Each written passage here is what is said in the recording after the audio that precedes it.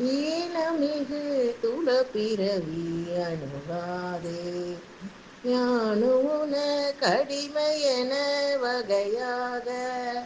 ஞான அருள் தனை அருளி வினை தீர நாணமகட்டுயர் கருணை புரிவாயே ஞானதவத்தினின் மிகுதி பெறுவேனோ சாரதியும் தமிழ்துணைவ முருகோனே ஆன திருப்பதிகமருள் இளையோனே ஆறு திருப்பதியில் வளர் பெருமாளே ஞான அருள் தனை அருளி வினை தீர நாணமகற்றிய கருணை புரிவாயே ஆறு திருப்பதியில் வளர் பெருமாளே.